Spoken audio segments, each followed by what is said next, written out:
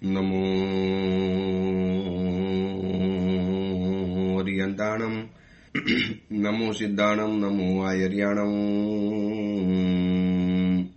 નમો વજ્જાયાણમ નમો લોયે સૌ સાવણમ એસો પંચ નમુકારો સૌ પાવપનાસણો મંગલાણમ ચ સૌવેશિંબળમમ વૈ મંગલમ મંગલમ ભગવાન વીરો મંગલમ ગૌતમ પ્રભુ મંગલમ સ્થૂલભદ્રાદ્યા જૈન ધર્મો સુમંગલમ. પ્રવચનનો વિષય છે ભયને ભયભીત કરનારો એક વડવીર, રાજપુત્ર હરિવિક્રમ. આજથી આશરે 1000 વર્ષ પૂર્વે બનેલો 4750 શ્લોક અને 10 વિભાગની અંદરમાં વહેંચાયેલો હરિવિક્રમ ચરિત્ર નામનો આ ગ્રંથ ભય ઉપર વિજય પ્રાપ્ત કરવા માટે, ડરને કાબૂમાં કરવા માટે. આ ડર છે, આ ભય છે, એ ક્યારે, કયા સમયે, કેવી રીતે, કયા સંજોગોની અંદરમાં હુમલો કરશે એ આપણે જાણી નથી શકતા. પરંતુ એટલું નક્કી છે કે કોઈ પણ આત્મકલ્યાણકારી બાબત આવે, કોઈ પણ આત્મહિતની વાત આવે, જ્યારે પણ શરીરને કષ્ટ પડવાની વાત આવે એટલે તરત જ મન એના વિરોધની અંદરમાં ઊભું થઈ જાય છે અને આપણને એ બાબતની નેગેટિવ વાતો કરવાનું શરૂ કરી દે છે. મન બહુ ઉસ્તાદ છે, એ તમને ડાયરેક્ટ નહીં કહે કે તમે આ આરાધના નહીં કરો. જેમ અત્યારે એક્ઝામ્પલ તરીકે ઉપધાન, એ તમને ડાયરેક્ટ નહીં કહે કે તમે ઉપધાન નહીં કરો, તમે આવી આરાધના નહીં કરો. એ શું કરશે? ઇનડાયરેક્ટલી એ બાબતની નેગેટિવ વાતો આપણા મનની અંદરમાં ઉપજાવી કાઢશે. જેમ કે ઉપધાન છે તો ઉપધાન બાબતમાં, 99 છે તો 99 બાબતમાં, સંયમ જીવન લેવું છે તો સંયમ જીવનની બાબતમાં, અથવા તો કોઈ દાન કરવું છે તો દાનની બાબતમાં, અથવા તો પરોપકારનું કોઈ કાર્ય કરવું છે, અનુકંપાનું કોઈ કાર્ય કરવું છે, કોઈ સમાજ સેવાનું કાર્ય કરવું છે, તો આ બધી બાબતની અંદરમાં મનને રસ નથી. ખબર નહીં, મન આ બધું ચાહતું નથી. મનને તો એસો આરામ, જલસા, મજા, આ બધું જ મનને ગમે છે. હવે મનને ન ગમતી બાબત માટે મન બહુ સાયકોલોજી વાપરે છે, બહુ ઉસ્તાદ છે આ મન. એટલું બધું ભલભલાઈ વ્યક્તિઓને ભૂ પીવડાવીને એવું સાયકોલોજીકલ ની ડિગ્રી લઈને બેઠેલું છે મન, કે ડાયરેક્ટ એ બાબતનો વિરોધ આપણી સામે ક્યારે પણ નહીં કરે. એ તો એમ કહેશે, અરે યાર ઉપધાન તો કરવા જ જોઈએ, કરવા જેવા છે. હું તને કહું છું ને, જીવનમાં એક વાર તો ઉપધાન કરી લેવાના, એક વખત તો આરાધના કરી લેવાની, એક વખત તો આ ચીજ કરી લેવાની. અરે હું તને સમજાવું છું ને, ખરેખર કરવા જ જોઈએ, મારે પણ કરવા છે. આવું બધું છે ને આપણા પક્ષની અંદરમાં રહે. અને પછી કહેશે પણ આવે ને, પણ, લેકિન, કિંતુ, પણ, દેખના, ફિર દેખના તું. બસ આ ફિર આવે, દેખના આવે, પરંતુ આવે, લેકિન આવે, આ બધું આવે એટલે સમજી લેવાનું કે મને પોતાની ચાલબાજી શરૂ કરી છે. હવે એની સામે મનને કહી દેવાનું, પણ બણ તારું કશું નહીં ચાલે. તું ગમે એટલું પણ કર, હું કરવાનો છે એટલે કરવાનો છું. હું મારી આરાધના કરીશ એટલે કરીશ.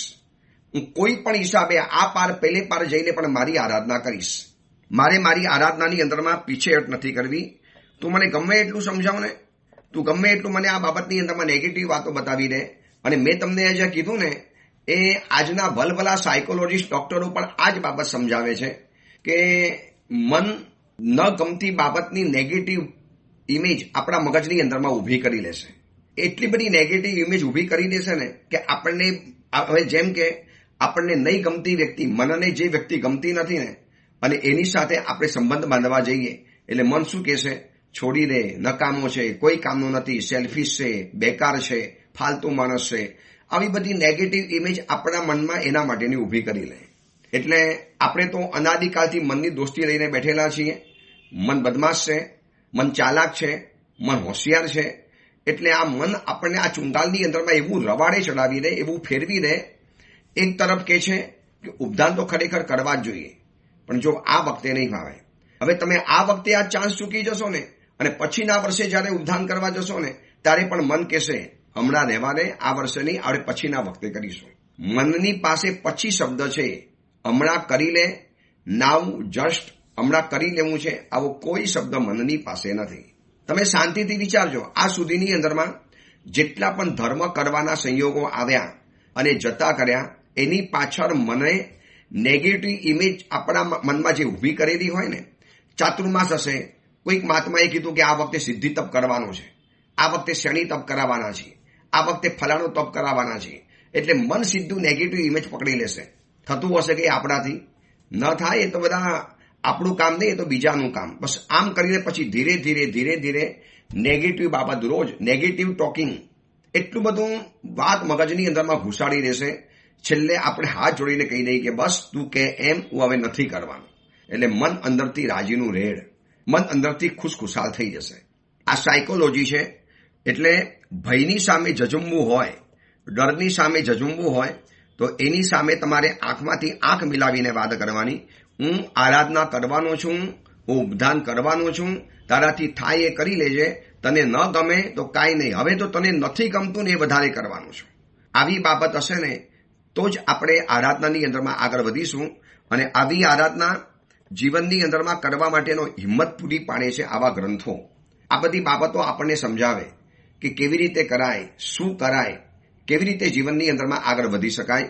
બસ એ જ બધી બાબતોને સમજાવવાનો આ ગ્રંથકાર આપણને કોશિશ કરે છે. આપણે કથાની અંદરમાં ત્યાં સુધી પહોંચ્યા છીએ. કેટલી અદ્ભુત કથા છે. સાંભળતા બધાને કદાચ આ કથા હૃદયમાં સ્પર્શી ગઈ હશે. ક્યાં એક વખતનો ગુણરાજ અને ક્યાં જીવનમાં ઉત્તરોત્તર પ્રગતિ કરતો દેવલોકની અંદરમાં ગયો. હવે દેવલોકમાંથી અભયચંદ્ર નામે એક અતિ શ્રીમંત ધનાઢ્ય વ્યક્તિના ઘરની અંદરમાં પુત્ર તરીકે જન્મ લીધો છે. આપણે વાત ગઈકાલે ચાલુ કરી હતી. બહુ મહત્વનો ગંભીર વિષય છે. વર્તમાન સમયમાં જે રીતે પુણ્યને ઉદયમાં લાવવાના પ્રકારો જે ખુલ્યા છે. જો પહેલા એઆઈ નહોતું, પહેલા કોમ્પ્યુટર નહોતું, પહેલા મોબાઈલ નહોતા, પહેલા આવા ગેજેટ્સ નહોતા, પહેલે આવી ઘરની અંદરમાં રહેલી જે બધી ઇલેક્ટ્રિક ગેજેટ્સ, ઇલેક્ટ્રિક વસ્તુઓ, ઇલેક્ટ્રિક આઇટમ, આવું બધું પહેલા ક્યાં હતું? અલેક્સા નહોતું, ઘરમાં સીરી નહોતું, ઘરની અંદરમાં વાઈફાઈ કનેક્શન નહોતું, ઘરની અંદરમાં ટીવી નહોતા. એ સિમ્પલ સાદા ઘરો હતા જૂના જમાનાની અંદરમાં. માણસ શાંતિથી રહેતો હતો. પણ આ સુવિધા વધતી ચાલી એટલે પછી એ સુવિધા જોઈએ છે એટલે પછી લોન દ્વારા ઘર લીધું, લોન દ્વારા કાર લીધું, લોન દ્વારા ફ્રીજ લઈ આવ્યા, લોન દ્વારા ટીવી લઈ આવ્યા. અને આ બધું કરીને હવે છે ને, લોન એટલે શું છે? પુણ્યને ઉદીરણાની અંદરમાં લાવવાનો પ્રયત્ન. તમારી હેસિયત નથી કે તમે ઘરની અંદરમાં કાર લાવી શકો. હવે તમારે લાવી હતી, લાલચ લાગી એટલે શું કર્યું? લોન દ્વારા પૈસા ઉપાડ્યા અને પછી એક કાર લઈ આવ્યા. હવે એના હપ્તા ચૂકવ્યા કરવાના. મતલબ પુણ્યમાં લખાયેલી નથી, પણ તમે ઉદીરણા કરીને લઈ આવ્યા. કર્મગ્રંથની ભાષાની અંદરમાં ઉદીરણા નામનો શબ્દ છે કે જે હતું નહીં છતાં પણ માણસ જાતે શોધીને લઈ આવ્યો. સહજ મળી, પરિવારની અંદરમાં જન્મતાથી કાર મળી ગઈ એ વાત અલગ છે. પણ જાતે બધું ઊભું કર્યું, જાતે શોધીને લઈ આવ્યા. નતું તો ઓછી પાછળનું કર્યું, લોન લીધી, ક્યાંકથી પણ પૈસા લઈ આવ્યા, વગર વ્યાજના પૈસા લઈ આવ્યા અને આમ કરીને વસ્તુ વસાવી લીધી. એટલે પુણ્યને ઉદીરણામાં લાવ્યા છે. વર્તમાન સમયમાં પુણ્યનો ઉદય બેફામ રીતે વપરાય છે. બેફામ રીતે, કોઈ લગામ નથી. અરે એની પાસે સમજણ જ નથી. અરે પુણ્ય નામનું તત્વ જ ખબર નથી. એ તો એમ જ માને છે કે બધું મને પુરુષાર્થથી મળે છે, બધું મને મારી મહેનતથી મળે છે, મેં મહેનત કરી. તમે એને પુણ્ય નામનો શબ્દ પૂછો, એ માનશે જ નહીં. તમે એને ભાગ્ય નામની શબ્દની વાત બતાવો, એ વાત જ નહીં સ્વીકારે. એ તો એમ જ કહેશે, ભાઈ માય ફૂટ નથી પુણ્ય, મેં મહેનત કરી, બજારમાં હું ગયો, હું ભણ્યો, હું માર્ક્સ લઈ આવ્યો, મેં આટલો બધો પુરુષાર્થ કર્યો, મેં આટલો બધો પરિશ્રમ કર્યો. આ બજારની અંદરમાં રાત દિવસના ઉજાગરા કર્યા, દુકાન મોકા ઉપરની મળી ગઈ, બરોબર સારામાં સારો માલ લીધો, એવા કોન્ટેક્ટ ઉભા કર્યા, એવા બધા એજન્ટો રાખ્યા, એવા બધા સંપર્કો વિકસાવ્યા. અરે ગામ ટૂર કરી અને આ બધું કરીને આજે આ ધંધો વિકસાવ્યો છે. દોસ્ત, મને એટલું બતાવો કે આ બધું જ કર્યું છે, પણ આ બધું કરી શકવાની તમને શક્તિ કોને પૂરી પાડી? એક કાર એમ કે એક વખત છે ને, કાર અને પેટ્રોલનો ઝઘડો થઈ ગયો. કાર એમ કે છે કે હું દોડું છું, પેટ્રોલ કહે છે કે હું તને દોડાવું છું. તો કાર કે તું શેનું દોડાવે છે? તું તો ટાંકીમાં પડ્યું છે, ઓઇલ છે, પ્રવાહી છે, લિક્વિડ છે, તું શું ખબર પડે? રોડ ઉપર હું ચાલું, મારા ટાયર બધું સહન કરે, કાંટા, કાંકરા, ખાડા, ટેકરા, બમ્પર, આ બધું અમે સહન કરીએ, તું શું કરે છે? એટલે પછી પેટ્રોલ કે છે, ઓઇલ કે છે, ડીઝલ કે છે કે એક કામ કરો, આપણે બંને જણા એકબીજાના વગર કામ ચલાવી લઈએ, ચલો. એટલે પહેલા નંબરમાં ટાંકીમાંથી બધું પેટ્રોલ બહાર નીકળી ગયું, ટોટલી ઝીરો પેટ્રોલ. અને કીધું હવે ગાડી ચલાવી બતાવો. ગાડી બિલકુલ ન ચાલી, ટોટલી ગાડી સ્ટોપ. વળી પાછું ઓઇલ અંદરમાં ગયું અને ઓઇલ જેવું અંદરમાં ગયું એટલે વળી પછી ગાડી સડસડાટ દોડવા માંડી. એક વખત ઓઇલને કદાચ કારની જરૂર નહીં પડે તો એને બીજી કાર મળી જશે, ત્રીજી કાર મળી જશે, એને બાઇક મળશે, સ્કૂટર મળી જશે, એક્ટિવા મળી જશે. પરંતુ દરેક કાર, દરેક વાહનને પેટ્રોલની જરૂર પડે છે. પેટ્રોલ મતલબ છે પુણ્ય. પેટ્રોલ મીન્સ પુણ્ય. તમને પેટ્રોલ કહેવામાં આવે એટલે સમજી લેવાનું કે આ પુણ્ય છે, આ તક છે, આ નસીબ છે, આ ભાગ્ય છે, આ ડેસ્ટિની છે, આ મારું મુકદ્દર છે, આ મારું જે પણ લલાટ ગણો, જે પણ શબ્દ તમે આપો એ ના આપો. હવે આજની યુવા પેઢી પાસે પુણ્ય નામની સમજણ જ નથી. એને એમ કહીએ ને બેટા તને પુણ્યથી બધું મળી ગયું. શેનું પુણ્યથી? મને મારા પપ્પાએ આપ્યું, મમ્મીએ આપ્યું, મહેનત કરી, મામાએ ભેટ આપ્યું. હું શ્રીમંત કુલમાં જન્મ્યો. પણ શ્રીમંત કુલમાં તમે જન્મ્યા કેવી રીતે? કેવી રીતે જન્મ્યા? આ બધી બાબતોની સમજણ જો નહીં હોય તો એના કારણે પુણ્ય એટલું બધું ખર્ચાઈ જાય છે, એટલું ખર્ચાઈ જાય છે કે એક ભવની અંદરમાં 100 ભવનું પુણ્ય વર્તમાનમાં લોકો ખતમ કરી નાખે છે. અરે એવા શોખીન માણસો જોયા છે, કપડાં બદલી લે વારે તહેવારે ઘરના કલરો બદલે. અરે આમ માણસ પેન્ટ બદલો તો હોય ને એવી રીતે પોતાના ઘર બદલી નાખે. એવા બધા સુરત ને મુંબઈમાં એટલા બધા ઘરો લઈને બેઠેલો હોય, અતિ સમૃદ્ધ છે, અતિ રીચ છે. તો એને કહેવાનું કે આ બધું જ મળ્યું છે પુણ્યના ઉદયથી. પણ જો આ પુણ્યને વાપરતા ન આવડ્યું, પુણ્યને ખર્ચતા ન આવડ્યું, पुण्य का अगर इस्तेमाल करना नहीं आया तो आने वाले भव में इस पुण्य का बिल्कुल साथ नहीं मिलेगा. आप अकेले संसार में रहोगे और पुण्य वगरनो एकलो मानस मतलब संसाરની અંદરમાં મજાકનું પાત્ર બની જાય, બિલકુલ મજાકનું પાત્ર. આજે છે ને રાજકારણની અંદરમાં ઘણા એવા વ્યક્તિઓ કે જેની પેઢી પરંપરાથી સીએમ પદ, પીએમ પદ ચાલુ હતું, પેઢીની પરંપરાથી. હવે એ વ્યક્તિનું પુણ્ય ખૂટી પડ્યું તો ગમે એટલી યાત્રાઓ કાઢી કે ગમે એટલા ધૂમધડાકા કર્યા કે સંસદને કોર્ટની અંદરમાં ગમે એટલી ગજવી નાખે પણ નથી બન્યા તો નથી જ બન્યા. કેમ? પુણ્યનો પાવર ટૂંકો પડ્યો. પુણ્ય એટલું મળ્યું કે આવા ખાનદાન પરિવારમાં જન્મ થયો, પરંતુ એનું પોતાનું પુણ્ય એટલું ટૂંકું પડ્યું કે હાથ વેત દેખાતું પીએમનું સિંહાસન, પ્રાઇમ મિનિસ્ટરનું પદ એનાથી દૂરને દૂર જ રહ્યું છે. બસ આ પુણ્યની તાકાત છે.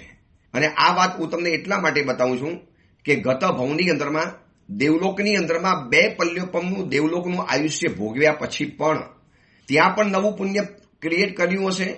ગુણરાજના ભવની અંદરમાં પણ જબરદસ્ત પુણ્ય જનરેટ કર્યું, પુણ્યનું પ્રોડક્શન કર્યું, પુણ્યને ઉત્પન્ન કર્યું, પુણ્યનો બંધ કર્યો. દેવલોકમાં ગયા પછી પણ નવા પુણ્યનો બંધ કર્યો. એ એટલા માટે બતાવે છે કે આટલો બધો ખર્ચો કર્યા પછી પણ વ્યક્તિ જો શ્રીમંત દેખાતો હોય તો માનવું પડે કે એની પાસે બહુ મોટો ખજાનો છે. કરોડો રૂપિયાનો ખર્ચો કર્યા પછી પણ જો વ્યક્તિ હજી નવું કામ કરી શકતો હોય ને તો આપણે શું માનીએ? ભાઈ માલદાર પાર્ટી છે, જબરજસ્ત માલ લઈને બેઠેલો છે, ખૂબ કમાઈ છે. એવી જ રીતે આટલો દેવલોકના 2 પલ્યોપમનો પુણ્યનો ઉદય ભોગવ્યા પછી આ ભવની અંદરમાં આવા ઉત્તમ કુલમાં જન્મ પ્રાપ્ત કરવો, અભયચંદ્ર તરીકે નામ પડવું, સપનાની અંદરમાં ચંદ્ર દેખાવો, પછી એની માતાજીને અભયદાનનો દોહદ મળવો, અને બીજા નંબરમાં ચંદ્રના જેટલા પણ ગુણો છે બધા જ એની અંદરમાં અવતર્યા છે.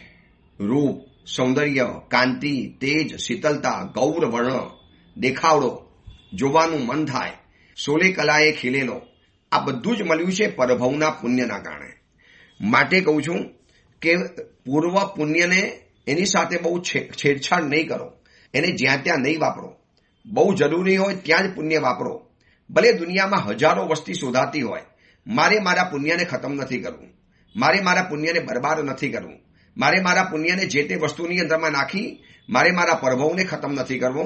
યાર, જે પરભવની અંદરમાં જન્મતાની સાથે સૌથી પહેલી જરૂર પડવાની છે પુણ્યની. સૌથી પ્રથમ માના પેટમાંથી હેમખેમ બહાર આવી શકે છે આ પુણ્યના પ્રતાપે. કરોડો માણસો એબોશનમાં ખતમ થઈ ગયા. મેં તમને ફિગર બતાવ્યા હતા પર્વાધિરાજ પર્યુષણ મહાપર્વના અમારી પ્રવર્તનના પહેલા દિવસે. કરોડો માણસોના હત્યા થઈ જાય છે પેટની અંદરમાં માની સંમતિ દ્વારા, માની સંમતિ સાથે. અને આપણે જન્મ્યા, હેમખેમ જન્મ્યા, અહીં સુધી પહોંચ્યા, મોટા થયા, આ પરમાત્માની જીનવાણી સાંભળવા માટે મળી, આવા પ્રવચનો સાંભળવા માટે મળ્યા, મને આપવા માટેનો મોકો મળ્યો, તમને સાંભળવા માટેનો મોકો મળ્યો. આ આપણું પ્રચંડ પુણ્ય છે. એ પ્રચંડ પુણ્ય કેમ ઉદયમાં આવ્યું? કારણ કે ગત ભવની અંદરમાં આપણે પુણ્યની સાથે બહુ જાજી ખિલવાડ નથી કરી, પુણ્યને બચાવ્યું છે, પુણ્યની સુરક્ષા કરી છે. આ વિષયને વધારે એટલા માટે ચર્ચું છું કે જે રીતની ફેશન, જે રીતનો ટ્રેન્ડ, જે રીતની દેખાદેખી અને જે રીતે ઘરની અંદરમાં વસ્તુઓનો ભરચક ભરાવો થાય છે, ઘર ગોડાઉન બની ગયું છે, વોર્ડરોબની અંદરમાં કપડાની જગ્યા નથી, ઠૂસીને ભરવા પડે છે. તો આ બધું જ પુણ્ય ખતમ થયા વગર ક્યારે મળતું નથી. એક ઈચ્છા પૂરી થાય છે અને સાથે પુણ્યનો પણ ક્ષય થાય છે. એક કોલ થાય, એક કોલ કરો છો એટલે એક નેટપેકમાંથી થોડુંક ઓછું થયું. એમ તમે એક ઈચ્છા પરિપૂર્ણ કરી, સારા કપડાં, સારા ભોજન, સારી મીઠાઈ, સારી જગ્યાએ ફરવા માટે જવાનું. તો આ બધું કેટલાય પુણ્યનો ભોગ લઈ અને પછી આપણી એક ઈચ્છા પરિપૂર્ણ થતી હોય છે. તો આવા પુણ્યને બચાવ્યા હશે એટલે બંને જણા ઉત્તમ કુલની અંદરમાં જન્મ્યા. અને આ બાજુ જયસુંદરી હતી, એ પણ રાજાના ઘરની અંદરમાં રાજપુત્રી તરીકે જન્મી છે અને રાજપુત્રીનું નામ પડ્યું છે જયશ્રી. હવે એક દિવસ બંને જણા નગરની અંદરમાં મહોત્સવ હતો એટલે આખું નગર ઉદ્યાનમાં ભેગું થયેલું. જેમ આજે ઘણી વખત હોય છે નવરાત્રી જેવા ઉત્સવ, દિવાળી જેવા ઉત્સવો, એ જમાનાની અંદરમાં એવા વસંત ઉત્સવ ચાલતા હતા. અને વસંત ઉત્સવની અંદરમાં આખું નગર ઉદ્યાનમાં ભેગું થયેલું. બધા પોતપોતાના ઘરમાંથી જમવાનું, દાસ દાસીઓ નોકરો સાથે આવે, સવાર સાંજ આખો દિવસ રહે, રાતના ચંદની ચાંદની માણે અને વળી પાછા પોતાના ઘરમાં પાછા આવી જાય. આ બધી જૂના કાળની અંદરમાં આ બધી વસંત ઉત્સવની રમતો હતી. એવી રીતે અભયચંદ પણ ગયેલા. અને આ બાજુ જયસુંદરીનો જીવ જયશ્રી એ પણ પોતાની સખીઓ સાથે આ ઉદ્યાનની અંદરમાં મહાલવા માટે આવેલી. એમાં ફરતા જયશ્રીની નજર અભયચંદ્ર ઉપર પડી. આ ખાલી નજર પડવાની જ વાત હતી. આ સુધીમાં નગરમાં ક્યારે અભયચંદ્રને જોયો નથી. પ્રથમ નજરે પ્રેમ થાય કે પ્રથમ નજરે આકર્ષણ થાય કે પ્રથમ નજરે દ્વેષ ભાવનો ઉછારો મારે, તો આ તીવ્રતમ હોય ને તો માની લેવાનું કે ગત ભવના કોઈ ઋણાનુબંધ જોડાયેલા છે, સારા કે ખરાબ. જ્યાં અભયચંદ્ર ઉપર એની નજર પડી, જયશ્રી એને જોયું અને સ્તબ્ધ બની ગઈ, ચિત્રની જેમ ખોડાઈ ગઈ. બસ એને જોયા જ કરે છે. એનું રૂપ, એનું સૌંદર્ય, એના કરતા એને વધારે ગમે છે આ વ્યક્તિ. ગત ભવનો પ્રેમ છે. ગુણરાજ અને જયસુંદરી હતા, પછી યુગલિક બનેલા હતા અને પછી દેવલોકની અંદરમાં દેવદેવી બનેલા અને અહીંયા આવ્યા. આ ચોથો ભવ છે. ગુણરાજનો ભવ, યુગલિકનો ભવ, દેવદેવીનો ભવ અને અત્યારે આ જે ભવની અંદરમાં અભયચંદ્ર અને જયશ્રી છે એ ચોથો ભવ. ત્રણ ભવથી રૂઢ થયેલો પ્રેમ, ઘટ્ટ બનેલી પ્રીતિ, એની સાથે જોડાઈ ગયેલા ઋણાનુબંધના સંબંધો, એને જોતાની સાથે એટલો બધો રોમાંચ થયો, એટલી બધી ગાણી ગેલી થઈ ગઈ, એટલો બધો ભાવ વિભોર બની ગઈ. એના હૃદયની અંદરમાં પહેલી વખત કોઈ પુરુષને જોયા પછી ઉથલ પાથલ મચી. યુવાન કન્યા હતી, અનેક રાજકુમારોના પરિચયમાં આવતી હતી, અનેક વ્યક્તિઓના પરિચયમાં આવતી હતી, અનેક સહાધ્યાયી યુવકોના પરિચયમાં હતી. પણ એના હૃદયની અંદરમાં આવો ક્યારે ભાવનાનો ઉદ્રેક કે આવું એક હૃદયનું સ્પંદન, આવો હૃદયનો થડકારો, દિલ ધબકવું, હૃદયની અંદરમાં ઝંઝણાટી થવી, આવું બધો કોઈ અનુભવ રોમાંચનો થયો નહોતો. અને અભયચંદ્રને જ્યાં જોયો ને, દિલ થંભી ગયું અને બસ ત્યાં થાંભલાની જેમ ઊભી રહી ગઈ. એટલે સખીઓ કહેવા માંડી કે સખી, આ કોઈ દેવ નથી, આ કોઈ શાપ ભ્રષ્ટ બનીને કોઈ પૃથ્વી પર પુરુષ નથી આવ્યો. આ તો આપણા નગરની અંદરમાં રહેનારો અભયચંદ્ર નામનો શ્રેષ્ઠીનો પુત્ર છે. કેમ તું એને જોયા કરે છે? કેમ આટલી બધી સ્થિર બની ગઈ? તારી તબિયત સારી નથી? તારું સ્વાસ્થ્ય સારું છે ને? ચહેરા ઉપરના ફેરફાર, આંખોની અંદરમાં કોઈ અલગ ઊંડાણનો ભાવ અને શરીરની આખી પૂરી પ્રકૃતિ બદલાઈ ગઈ. સખીઓને લાગ્યું કે બીમાર પડી ગઈ લાગે છે. એના આખા ચહેરા મોઢાના આકારો બદલાઈ ગયા અને અભયચંદ્રને પ્રેમપૂર્વકની નજરથી જોતા એને એટલી બધો અંદરથી ભાવ ઉમટતો હતો કે હમણાં પહોંચી જાય એની પાસે, હમણાં એની પાસે જઈને વાતચીત કરી લે. પણ સંયમની મર્યાદા, કુલની પરંપરા, મર્યાદા, પોતે રાજપુત્રી છે, ક્ષત્રિયાણી છે, આવી રીતે કોઈને મળી ન શકાય. આ બધા પ્રોટોકોલ જૂના કાળમાં ફેમિલીઓને શીખવાડવામાં આવતા હતા, રાજપુત્રો અને રાજપુત્રીઓને. અને આ બાજુ દાસીઓ પણ આવી અને દાસીઓ એને પરાણે ત્યાંથી ખેંચી ગઈ. દાસીઓમાંથી એક દાસી હોશિયાર હતી, સમજી ગઈ કે અભયચંદ્ર ઉપર નજર પડતાની સાથે આ બધો ફેરફાર થયો છે. યુવાન દાસીની યુવાન મિત્ર સમજી ગઈ કે આપણી સ્વામિનીના હૃદયની અંદરમાં પ્રેમનો પહેલો અંકુરો ફૂટ્યો છે, પહેલી નજરનો પ્રેમ થયો છે, પહેલો પ્રેમનો અનુભવ થયો છે. અને આ બાજુ અભયચંદ્રની પણ નજર પડી જયશ્રી ઉપર. જતી જતી જયસિંહની નજર એની ઉપર પડી અને અભયચંદ્રનો પણ એ જ હાલ. જ્યાં એને અભયચંદ્રએ આ જયસિંહને જોઈને ગયા ભવના બંનેના પ્રેમના સંબંધો જોડાયેલા છે અને વળી પાછા એટલા ગાઢ પ્રેમના સંબંધો જોડાયેલા છે. ખરાબ ભાવથી નથી જોડાયા, સારા પ્રેમ ભાવથી. બંને જણા એકબીજાને ઉલટ ભાવે ચાહતા હતા. ગુણરાજે એટલા માટે ચાહી હતી જયસુંદરીને કે મારા જેવા કદરૂપા વ્યક્તિનું ચારિત્ર જોઈને આને લગ્ન કરે. કેવી આ કન્યા છે. અને આ બાજુ જયસુંદરી પણ ગુણરાજને જોઈને એમ કહેતી હતી કે ભલે એની પાસે ખાલી શરીરનું રૂપ નથી, પણ એ સિવાયની એની પાસે જે સૌંદર્ય છે ને, એ સિવાયનું એનું ગુણોનું સૌંદર્ય એ કોઈ અલગ પ્રકારનું છે. એટલે બંને જણા એકબીજાના ગુણ દ્વારા આકર્ષિત થયેલા. શરીર તો એક માધ્યમ હતું, શરીર તો એક બહાનું હતું, શરીરનું રૂપ એ તો એક સામાન્ય કારણ હતું. અને એ ગતભાવનો ગુણનો સંબંધ, સ્નેહનો સંબંધ અને આત્મીયતાનો સંબંધ આ ભાવમાં બંનેના હૃદયની અંદરમાં ઉપસી આવ્યો અને બંનેના હૃદયની અંદરમાં એક સરખી પ્યાસ, એક સરખી તલબ, એક સરખો સ્નેહ ઉમટ્યો છે. હવે શું હતું ખબર છે? સ્ત્રી હતી એટલે મર્યાદામાં રહેવું પડે, શરમ આવે, લજ્જાનો ગુણ કહેવાય. એટલે જયશ્રી અભયચંદ્ર સાથે બોલી તો ન શકી, પણ અભયચંદ્રએ જ્યારે આ જોયું ને, અને પહેલા તો એની એ જ હાલત થઈ, મિત્રોને ખબર પડી ગઈ. એટલે મિત્રોની સાથે તરત જ પુરુષ હતો એટલે પુરુષ તો તરત જ નિર્ણય કરી લે. સ્ત્રી આ બધામાં થોડી લજ્જાલું હોય, એ જૂના સમયની વાત છે. આજના સમયમાં કોલેજમાં ભણનારી છોકરીઓ તો લગભગ હવે બે શરમ બનીને કેવા નખરા કરતા હોય છે. એના કિસ્સા બધાની સામે જગ જાહેર છે. કોઈ એનો વધારે ખુલાસો કરવાનો જરૂર નથી. એટલે મિત્રો અતિશય ગભરાઈ ગયા. એને યુક્તિ પ્રયુક્તિથી ઘરે લઈ જવાની કોશિશ કરે છે. ત્યારે એ કહે છે કે મને એક વખત જયસિંહ સાથે વાતચીત કરવા દો, મારે એની સાથે વાતચીત કરવી પડશે, મને એની સાથે બોલવા દો. મિત્રો કહે છે ખબર છે આ આપણા નગરની રાજપુત્રી છે, આની સાથે વાતચીત ન કરી શકાય, આ ગુનો ગણાય, સૈનિકો આવીને પકડી લેશે. આ રાજપુત્રી સાથે, જૂના સમયની અંદરમાં રાજપુત્રી સાથે પણ વાતચીત ન કરી શકાય. કોઈ પણ સામાન્ય નગરજન, એની કામન્ય જ અલગ હોય. એની સાથે ડાયરેક્ટ તમે સામાન્ય માણસની જેમ પેશ ન આવી શકો, સીધા ન જઈ શકો, એના પ્રોટોકોલ હોય. તમારે એ રીતે એને મળવું પડે. અભયચંદ્રને પરાણે ધસડીને ઘરની અંદરમાં તો લઈ ગયા, પણ અભયચંદ્રની હાલત પણ કંઈક અલગ જ છે, વિચિત્ર પ્રકારની હાલત છે. હૃદયના શાંત સરોવરની અંદરમાં, બંનેના હૃદયના શાંત સરોવરમાં પ્રેમનો એક પથ્થર પડી ચૂક્યો છે. હવે તરંગો અંદરમાંથી પેદા થયા છે. અભયચંદ્રને પકડીને તો લઈ ગયા. હવે આ બાજુ આ અભયચંદ્રના સર્કલની અંદરમાં એક વણિક પુત્ર હતો અને વણિક પુત્રને ખબર હતી કે રાજપુત્રીને ચાહવાની શું સજા મળે છે, રાજપુત્રીને પ્રેમ કરવાની વણિક પુત્રોને શું સજા મળે છે. રાજા ક્યારેય આ સાખી ન શકે. રાજા પોતાની પુત્રીના લગ્ન શું એક વણિક પુત્ર સાથે કરાવશે, એક સામાન્ય વેપારીના પુત્ર સાથે કરાવશે. ભલે ને ગમે એટલો શ્રીમંત હોય, અમીર બાપનો બેટો હોય, પણ રાજા નહીં સ્વીકારે.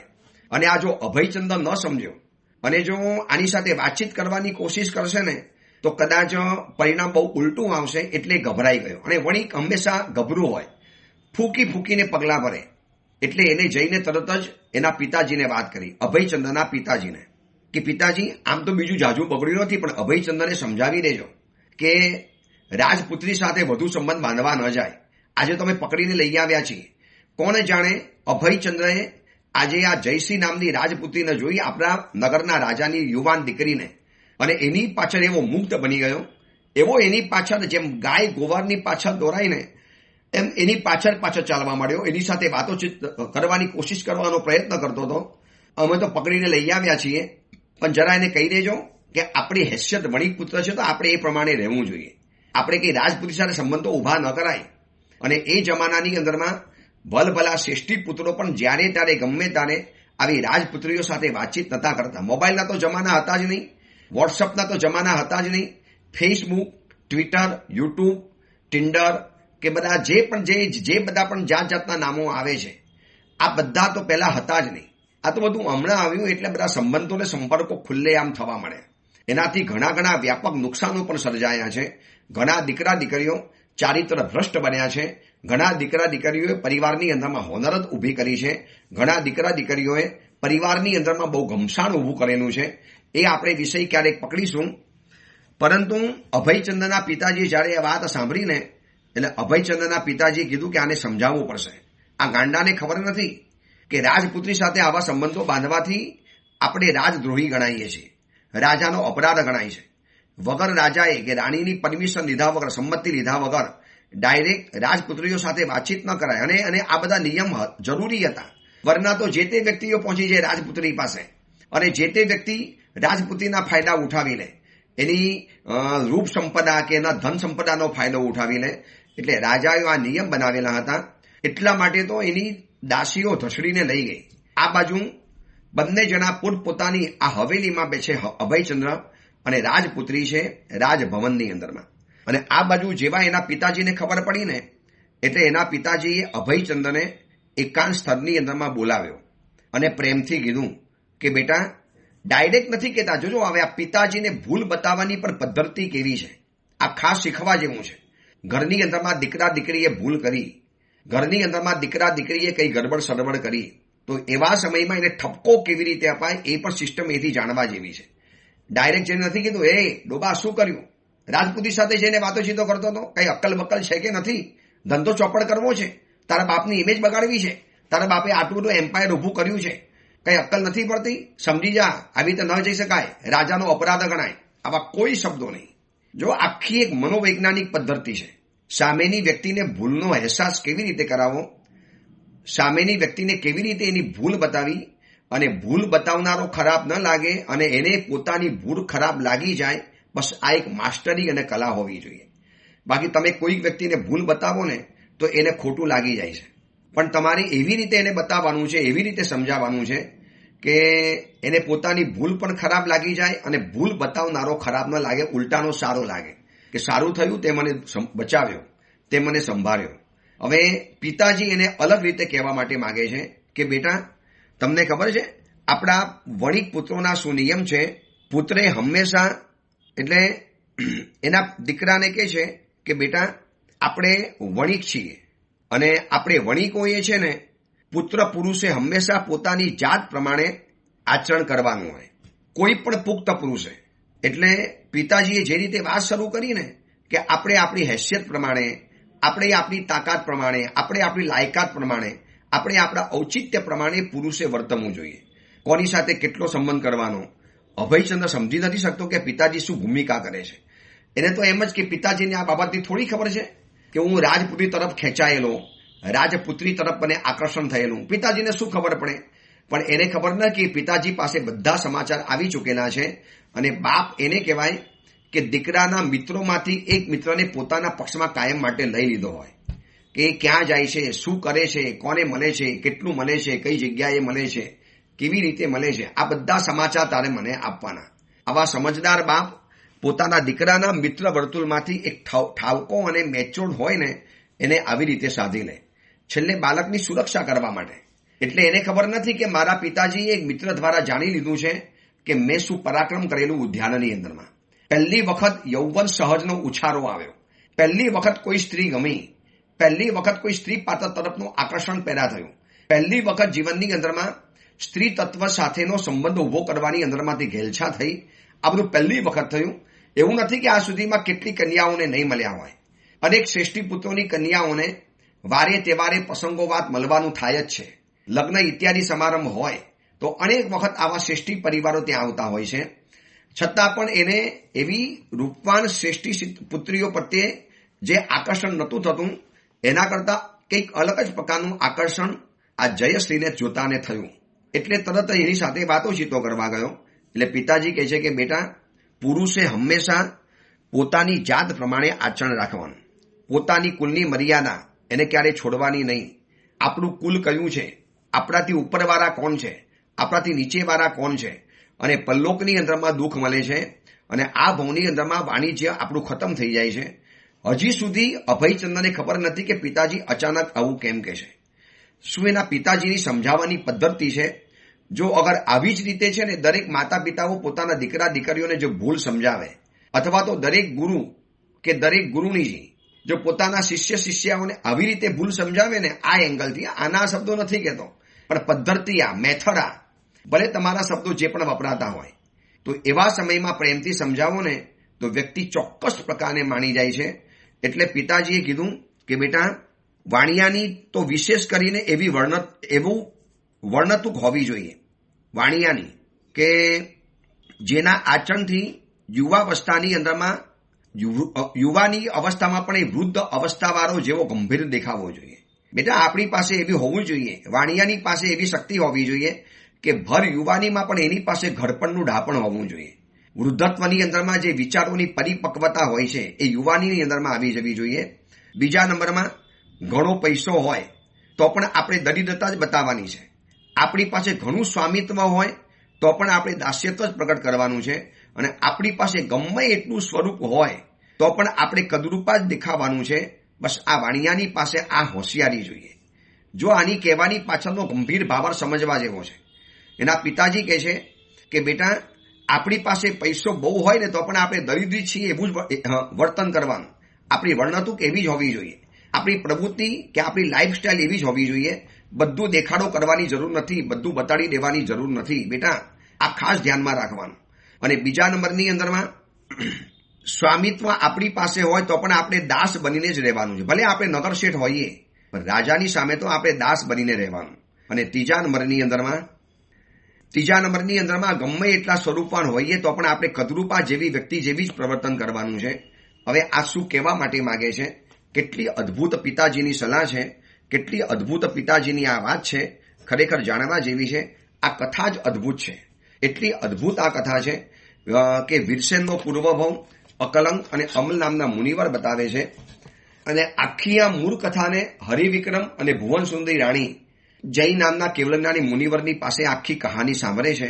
અને એ કહાની આપણે સાંભળીએ છીએ. હવે એ અંગેની બીજી મહત્વની વાત આપણે આવતીકાલે કરીશું. એ જ મંગલ કામના મંગલ ભાવના. જીનાગના વિરુદ્ધ કાંઈ પણ બોલાયું હોય તો મિચ્છામી દુક્કડમ.